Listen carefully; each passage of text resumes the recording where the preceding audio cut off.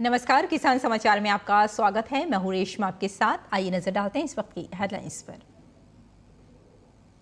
संसद का शीतकालीन सत्र शुरू होने से पहले पीएम मोदी ने मीडिया को किया संबोधित। कहा, महिलाओं, युवाओं, किसानों और गरीबों का सशक्तिकरण करना सरकार का लक्ष्य। प्रधानमंत्री ने सभी सांसदों से शीतकालीन सत्र में सदन को सुचारू रूप से चलाने का किया आग्रह।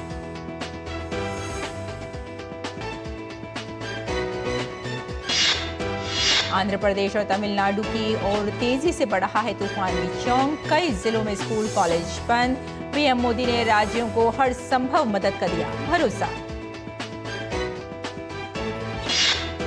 केंद्रीय मंत्री डॉक्टर जितेंद्र सिंह ने institute of nano science and technology Mohali Chandigarh के छात्रों को किया संबोधित। कहा, INST कृषि, नैनो प्रौद्योगिकी, ऊर्जा और पर्यावरण विज्ञान और नैनो जैव जैसे क्षेत्रों पर कर रहा है अनुसंधान। और अब समाचार विस्तार से।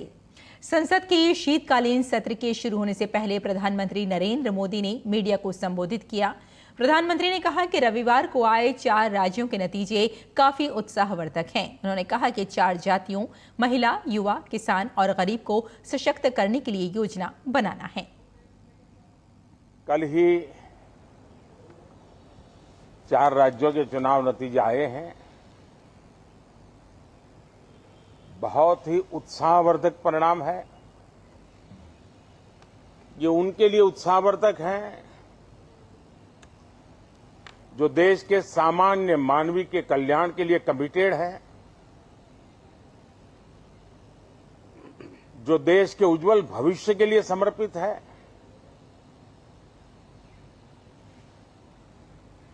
विशेषकर सभी समाजों की, सभी समूहों की, शहर और गांव की महिलाएं, सभी समाज के, सभी समूह के, गांव और शहर के युवा, हर समुदाय के, समाज के किसान और मेरे देश के गरीब, ये 4 ऐसी महत्वपूर्ण जातियां हैं जिनका एम्पावरमेंट, उनके भविष्य को सुनिश्चित करने वाली ठोस योजनाएं और लास्ट माइल डिलीवरी,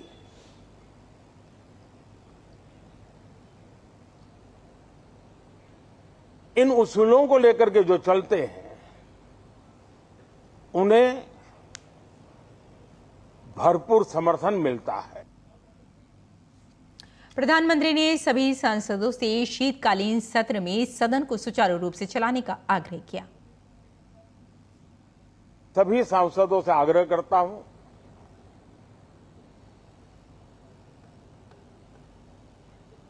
लोकतंत्र का यह मंदिर जन आकांक्षाओं के लिए, विकसित भारत की नींव को अधिक मजबूत बनाने के लिए बहुत महत्वपूर्ण मंच है। मैं सभी माननीय सांसदों से आग्रह कर रहा हूं कि वो ज्यादा से ज्यादा तैयारी करके आएं। सदन में जो भी बिल रखे जाए उस पर गहन चर्चा हो, उत्तम से उत्तम सुझाव आए।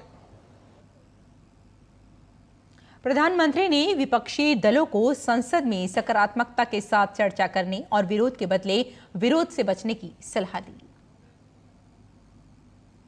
विपक्ष में बैठे हुए साथी हैं, ये उनके लिए गोल्डन अपॉर्चुनिटी है। इस सत्र में पराजय का गुस्सा निकालने की योजना बनाने के बजाय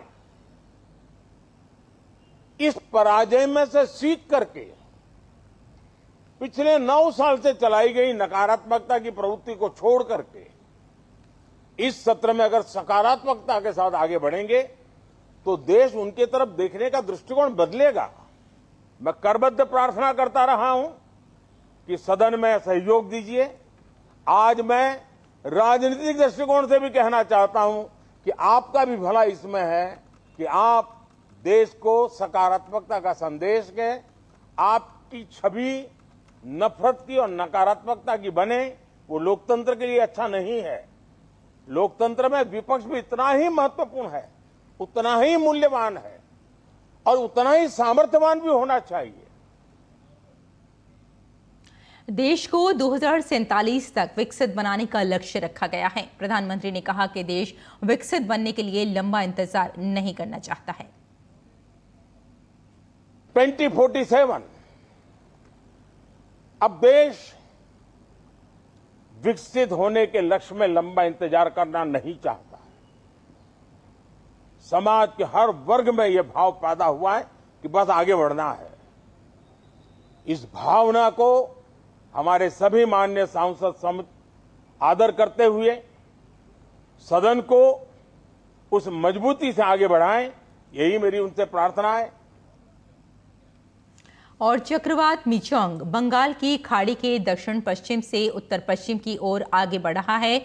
मौसम विभाग के अनुसार सोमवार दोपहर तक ये चक्रवात के दक्षिणी आंध्र प्रदेश और उत्तरी तमिलनाडु के तटों के करीब पहुंच सकता है और कल 5 दिसंबर को नेल्लोर और मछलीपट्टनम के बीच दक्षिणी आंध्र प्रदेश के तट को पार करने की संभावना है। प्रधानमंत्री नरेंद्र मोदी ने सोशल मीडिया पर कहा कि उत्साह और उमंग के इस वातावरण के बीच हमें साइक्लोन मिचोंग से भी सतर्क रहना है। केंद्र सरकार राज्य सरकारों की हर संभव मदद कर रही है। इसे लेकर मैं भाजपा कार्यकर्ताओं से ये आग्रह करना चाहता हूं कि इस स्थिति के मद्देनजर तमिलनाडु के कुछ जिलों में आज चेन्नई, तिरुवल्लुर, कांचीपुरम और चेंगलपत्तू में सभी सरकारी कार्यालयों, बैंक और वित्तीय संस्थानों में सार्वजनिक अवकाश है। सिर्फ आवश्यक सेवाएं मिल रही हैं।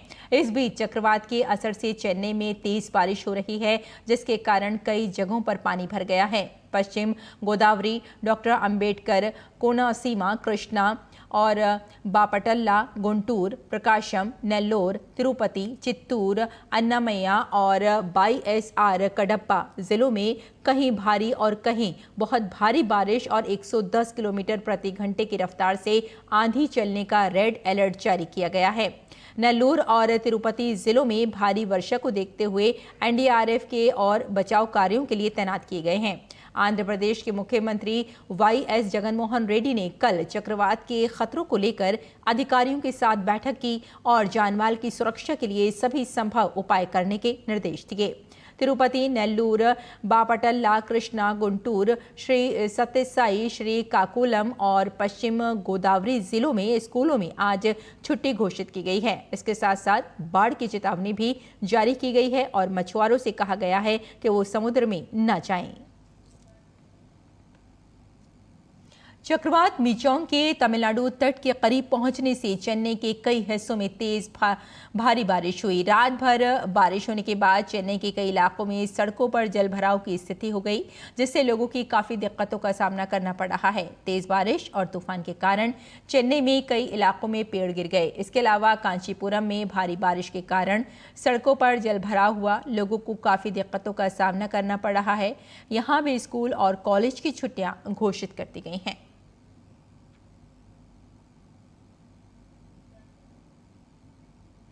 तमिलनाडु में इन दिनों लगातार तेज बारिश हो रही है।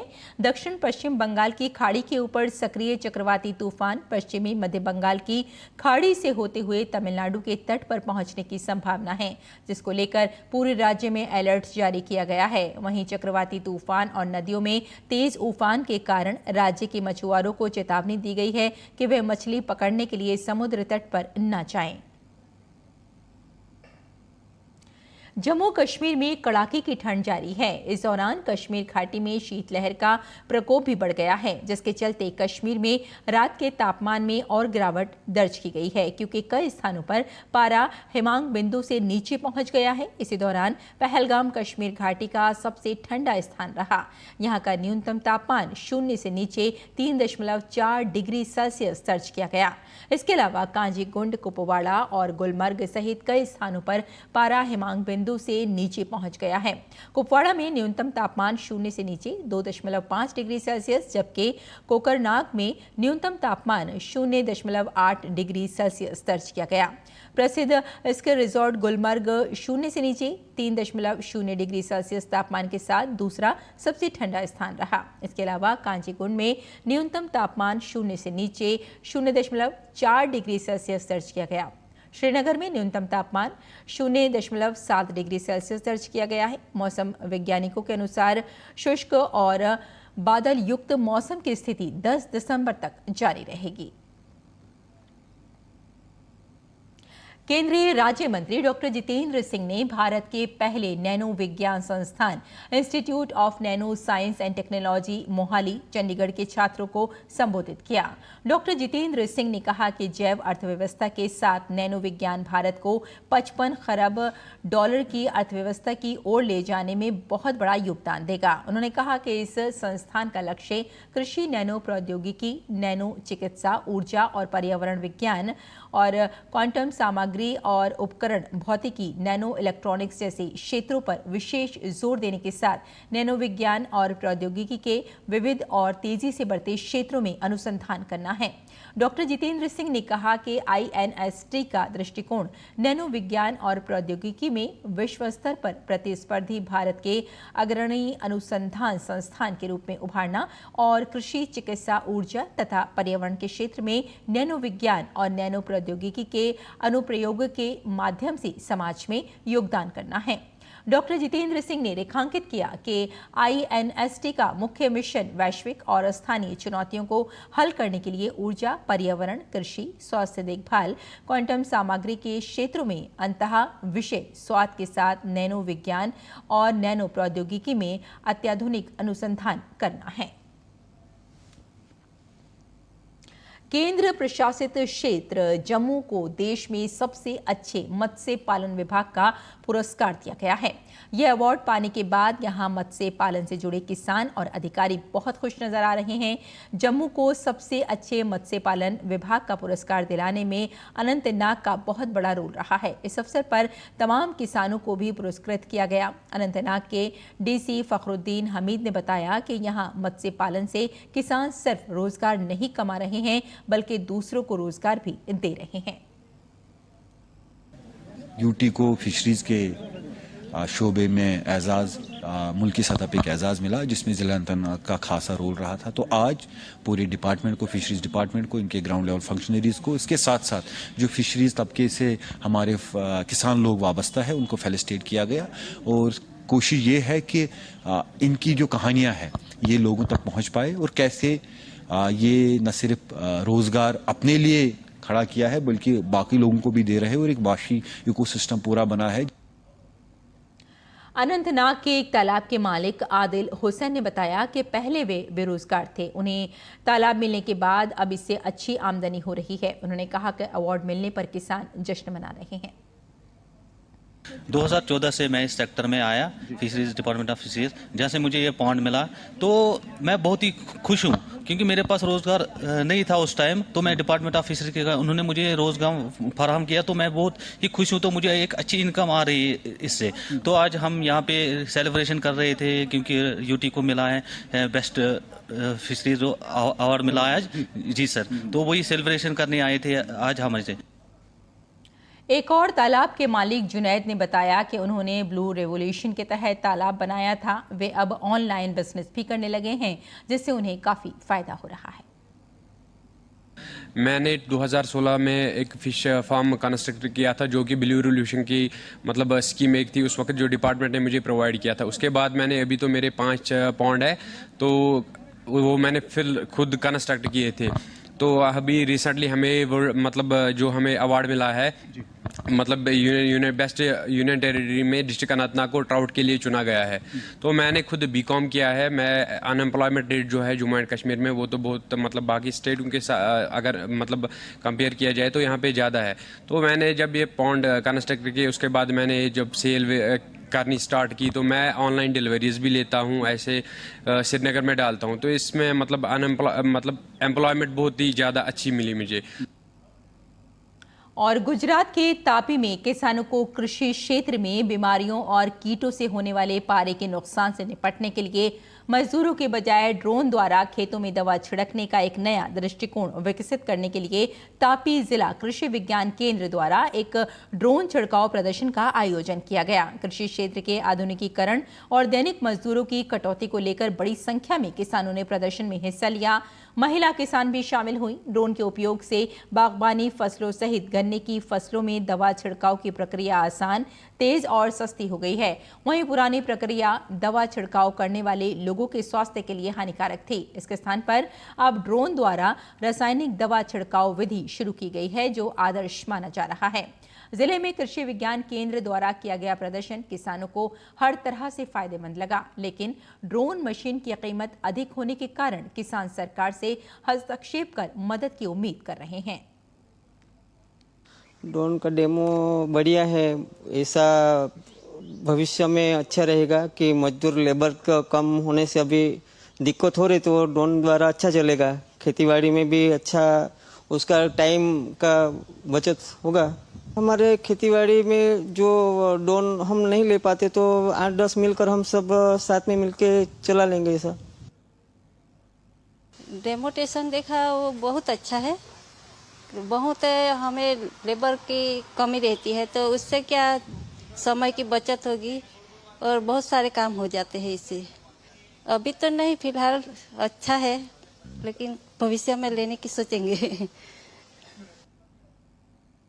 ड्रोन टेक्नोलॉजी है, हमारे माननीय वड़ा प्रधान श्री नरेंद्र मोदी जी है वो लाए हैं, और ये ड्रोन टेक्नोलॉजी की मदद से हम जो कॉस्ट ऑफ कल्टीवेशन एग्रीकल्चर में आती है उसमें कम कर सकते हैं। जैसे कि हम मान लो कि हमको ये दवा का छिड़काव करना है, तो इसमें दवा भी कम जाती है, और साथ में जो लेबर है, सभी जगह पे लेबर का इश्यू है, तो वो भी कम हो जाता है। और हम 7 मिनट में 1 एकड़ में ये दवा का छिड़काव कर सकते हैं। साथ में हम अभी वाटर सोल्यूबल फर्टिलाइजर भी मिलते हैं, तो हम जो खातर बोलते हैं उसको फर्टिलाइजर, तो वो भी हम उसका छिड़काव कर सकते हैं। मतलब कि 1 एकड़ में जो हम मैन्युअली करने जाएंगे तो उसमें ज़्यादा कॉस्ट लगेगा। इसमें ड्रोन टेक्नोलॉजी की मदद से हम वो कॉस्ट भी कम कर सकते हैं। साथ में इसमें जो हमारे जो हमको डायरेक्ट इंसेक्टिसाइड या पेस्टिसाइड के कांटेक्ट में आते हैं वो भी नहीं आते हैं, तो हमारा स्वास्थ्य भी अच्छा रहता है। और ओवरऑल इसका हम फायदा गिनाए तो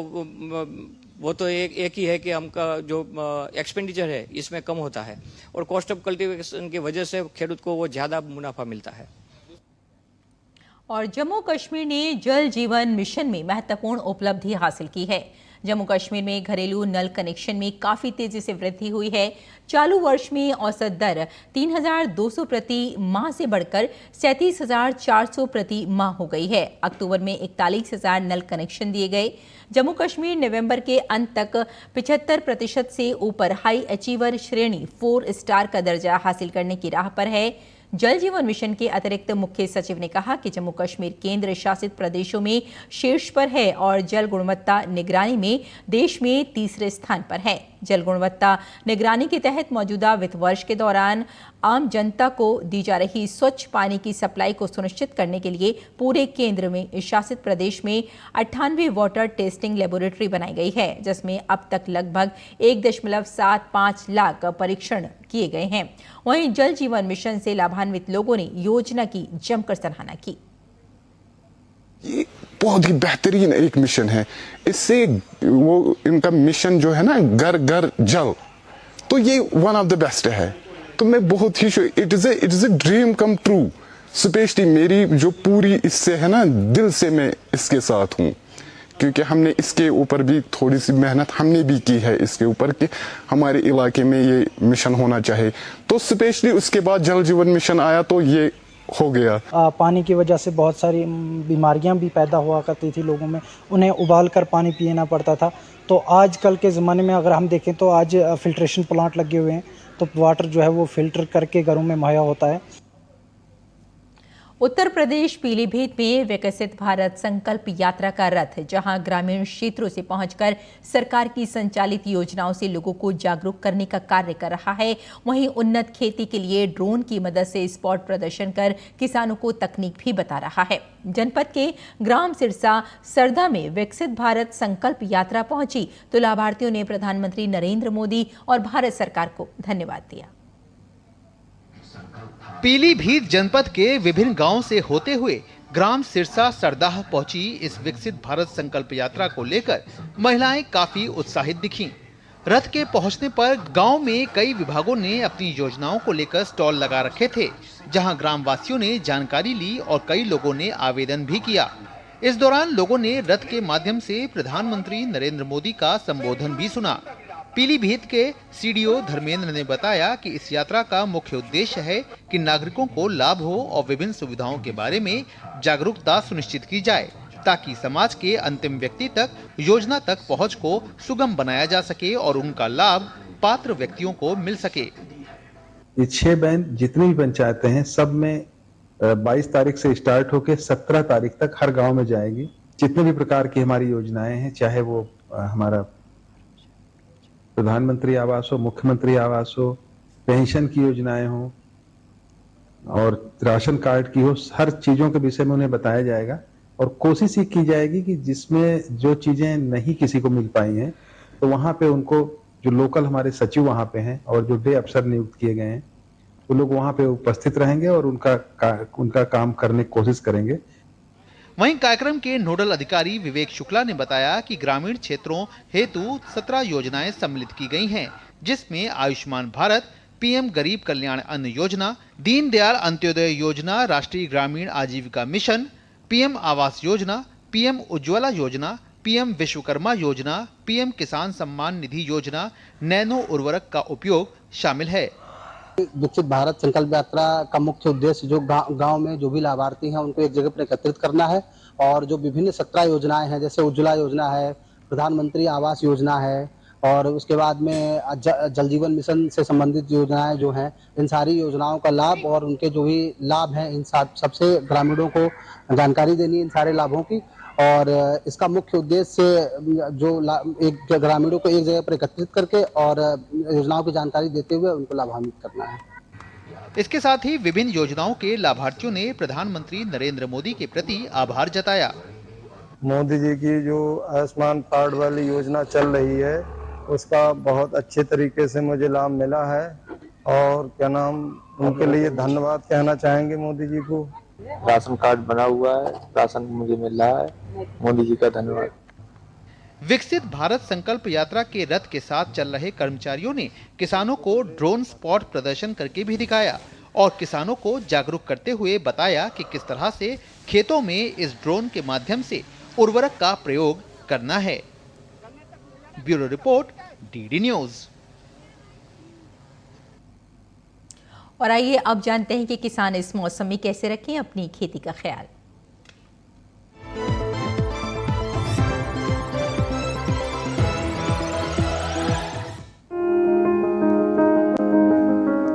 राजस्थान में गेहूं की बुआई कर लें। गेहूं के खेत में सिंचाई कर सकते हैं, साथ ही जौ की बुआई करें। जौ के खेत में जरूरी उर्वरक डालें। वहीं जीरे की बुआई के लिए समय उपयुक्त है। किसान मूंग की बुआई कर लें। इसके साथ ही मेथी की बुआई के लिए खेत तैयार कर सकते हैं। इसके अलावा ईसबगोल की बुआई के लिए खेत अभी तैयार कर लें। अभी सरसों में कीट लगने की संभावना बनी हुई है। ऐसे में सरसों में कीटों से बचाव के लिए कृषि विशेषज्ञ की सलाह से कीटनाशक का छिड़काव कर लें। यहीं किसान मूली की बुआई करें। राजस्थान में लाल मिर्च में कीटों से बचाव के लिए कीटनाशक छिड़कें। गुजरात में गन्ने की रोपाई कर लें। गन्ने के खेत में पर्याप्त नमी बनाए रखें। साथ ही धान की कटाई कर लें। इस समय बैगन के खेत में निराई कर सकते हैं। यहाँ टमाटर के खेत में निराई कर लें। किसान आलू की बुआई करें। इसके साथ ही अरहर के खेत से खरपतवार निकाल लें। अरहर की बुआई के लिए खेत तैयार करें। अरहर के खेत में जरूरी उर्वरक का इस्तेमाल कर लें।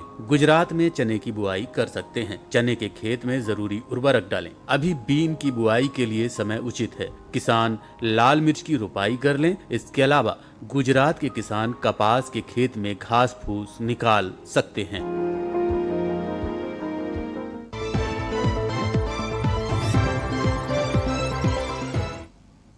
और खेती किसानी के साथ साथ आइए नजर डाल लेते हैं कुछ और महत्वपूर्ण खबरों पर। खास खबर में सदन में कार्यवाही शुरू होते ही प्रश्नकाल के दौरान विपक्ष ने हंगामा शुरू कर दिया। लोकसभा स्पीकर ने सदन में प्ले कार्ड लाने पर आपत्ति जताई। विपक्ष के हंगामे के चलते सदन की कार्यवाही को स्थगित करना पड़ा। इससे पहले सांसद निशिकांत दुबे ने भारतीय न्याय संहिता और 2 अन्य संबंधित विधेयकों पर गृह मंत्रालय की स्थायी समिति की रिपोर्ट सदन में रखी।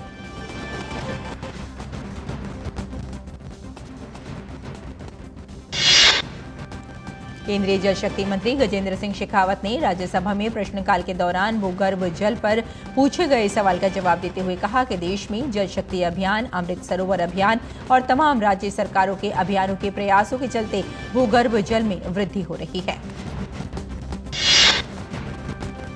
शिक्षा मंत्री धर्मेंद्र प्रधान ने लोकसभा में केंद्रीय विश्वविद्यालय संशोधन विधेयक 2023 पेश किया। इस विधेयक में तेलंगाना में केंद्रीय जनजातीय विश्वविद्यालय स्थापित करने का प्रावधान है। भाजपा के राष्ट्रीय अध्यक्ष जेपी नड्डा ने चारों राज्यों की जनता का आभार व्यक्त किया। उन्होंने कहा कि आगे की रणनीति की चर्चा बैठक में तय होगी। रक्षा मंत्री राजनाथ सिंह ने मध्य प्रदेश, राजस्थान और छत्तीसगढ़ तीनों राज्यों में भाजपा की प्रचंड जीत को शानदार विजय बताया। उन्होंने कहा कि जितनी सीटें पिछले लोकसभा के चुनाव में आई थी, इस बार उससे अधिक सीटों पर भाजपा विजय प्राप्त करेगी।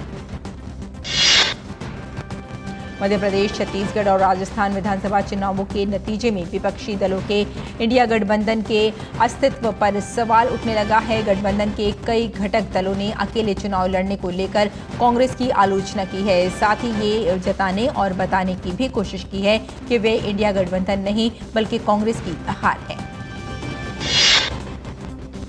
तमिलनाडु में आई चक्रवात मिचोंग की वजह से लोगों को अलग अलग तरह की असुविधाओं का सामना करना पड़ रहा है। खतरे के निशान से ऊपर बह रहे पानी को देखते हुए सुरक्षा कारणों से बेसिन ब्रिज और व्यासरपाड़ी के बीच पुल नंबर 14 को निलंबित कर दिया गया है। साथ ही में कई सारी ट्रेनें भी रद्द कर दी गई हैं। तो किसान समाचार में फिलहाल इतना ही। अनुमति दें। नमस्कार।